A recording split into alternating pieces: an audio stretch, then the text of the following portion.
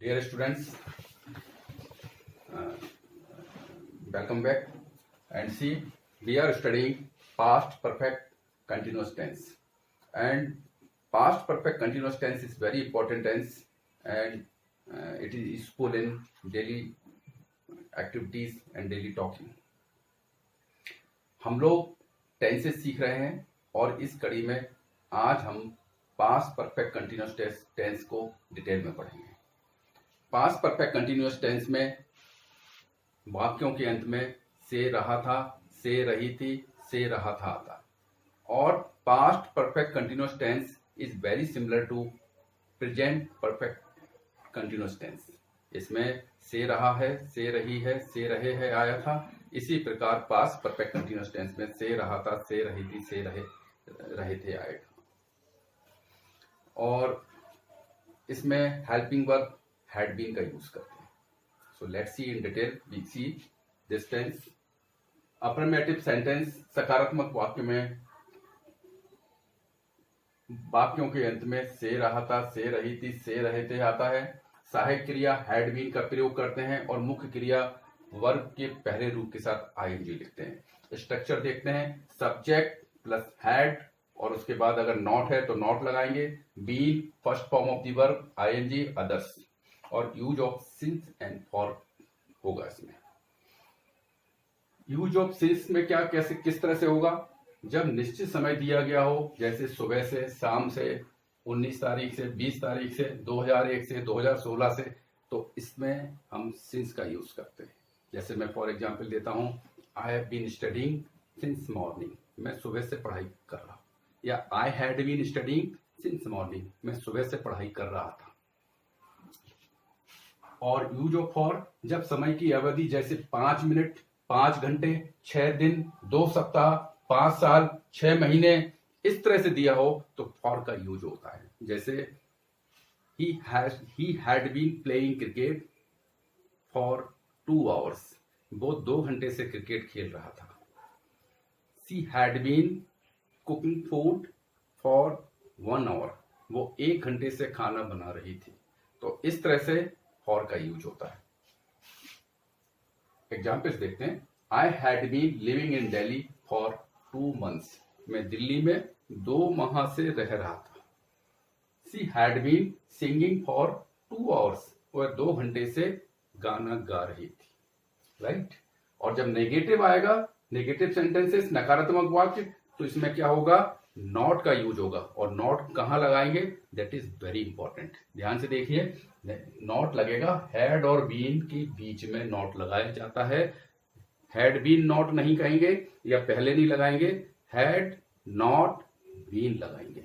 For example, I had not been doing this work for very long, मैं ये कार्य काफी लंबे समय से नहीं कर रहा था। ठीक है। एग्जाम्पल्स देखते हैं हम। I had not been living in Delhi for 2 months, मैं दिल्ली में 2 माह से नहीं रह रहा था। She had not been singing for 2 hours, वह 2 घंटे से नहीं गा रही थी। राइट। अब आते हैं इंटरोगेटिव सेंटेंसेस, प्रश्नवाचक वाक्य, और वाक्यों के पहले इसमें हैड लिखते हैं। और इंटरोगेटिव सेंटेंसेस के 2 केस होते हैं। सेंटेंस अफर्मेटिव सकारात्मक भी बन सकता है और सेंटेंस नेगेटिव नकारात्मक भी बन सकता है।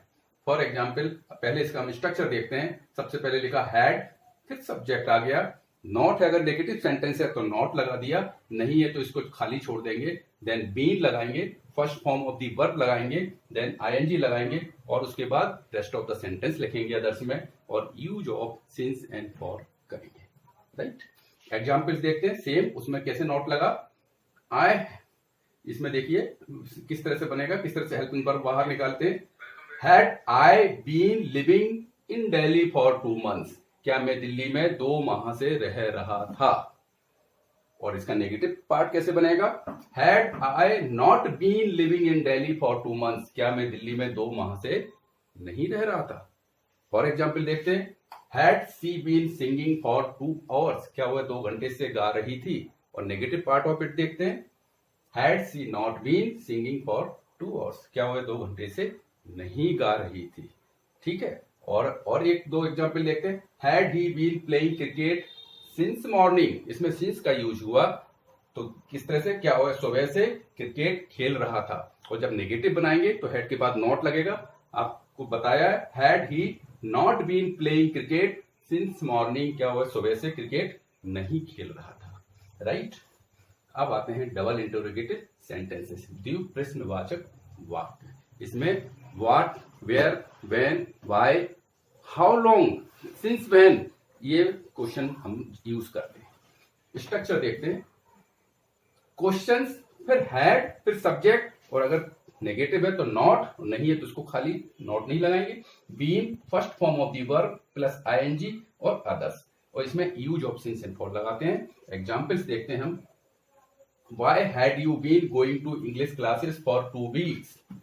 Why had you been going to English classes for 2 weeks? Very good example. आप अंग्रेजी की क्लासेस 2 सप्ताह से क्यों जा रहे थे? और नेगेटिव बन जाएगा इसी का, Why had you not been going to English classes for 2 weeks? आप अंग्रेजी की क्लासेस 2 सप्ताह से क्यों नहीं जा रहे थे, राइट। अब देखिए नेक्स्ट, हाउ लॉन्ग, ये हाउ लॉन्ग लग गया, हाउ लॉन्ग लगाते हैं जनरली इसी में, और हाउ लॉन्ग का मतलब होता कब से या कब तक। How long had you been living in Indore, आप इंदौर में कब से रह रहे थे, ठीक है। और नेगेटिव बन जाएगा इसी का, how long had you not been living in Indore, आप इंदौर में कब से नहीं रह रहे थे। जनरली ये क्वेश्चन पूछते हैं, how long have you been living in this city, आप इस सिटी में कब से रह रहे हैं या कब से रह रहे थे। और उसका आंसर होता I had been living in this city for 2 years, मैं इस सिटी में 2 साल से रह रहा था। या प्रेजेंट में पूछा जाए तो I have been living in this city for 2 years, मैं 2 साल से इस शहर में रह रहा था, राइट। और देखिए सिंस व्हेन का यूज कैसे होता है, बहुत अच्छा उदाहरण, since when had she been watching TV programmes, वह कब से टीवी कार्यक्रम देख रही थी। और since when had she not been watching TV programme, वह कब से टीवी कार्यक्रम नहीं देख रही थी।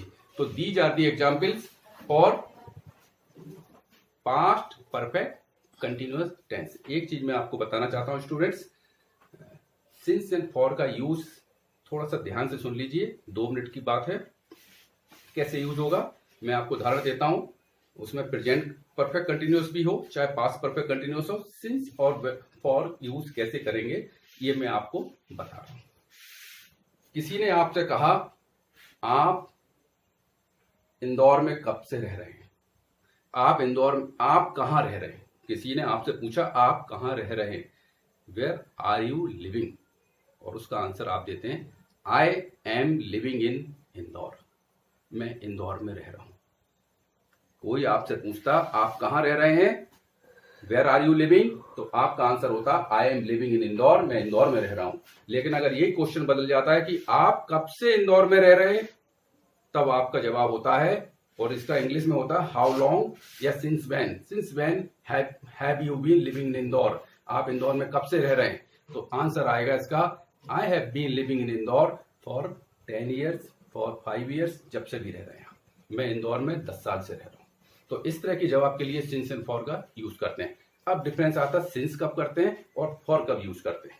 मान लीजिए आप इंदौर में 2011 से रह रहे हैं, तो आप कहेंगे I have been living in Indore since 2011, मैं इंदौर में 2011 से रह रहा हूं, एक निश्चित समय से अभी तक, तो सिंस लगा दिया। लेकिन इसी बात को आप ऐसे भी कह सकते हैं I have been living in Indore for 10 years, क्योंकि 10 साल हो गए उस बात को, तो मैं इंदौर में 10 साल से रह रहा हूं कहें, या मैं इंदौर में 2011 से रह रहा हूं, बात एक ही है। या कहीं अभी मैं आपको पढ़ा रहा हूं मान लीजिए 8 बजे से, तो कहें आपसे पूछा how long have you been studying, आप कब से पढ़ रहे हैं, और मैं कहूंगा आप कह सकते हैं I have been studying since 8 o'clock, मैं 8 बजे से पढ़ रहा हूं।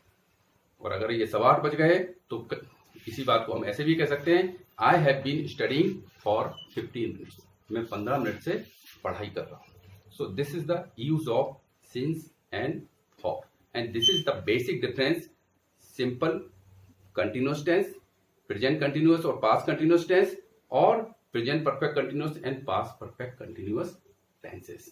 So dear students, continue to study these videos, will really help you in learning English speaking, and subscribe this channel so that जितने भी आने वाले videos हैं, you will be able to see them, you will be able to study with them. Thank you.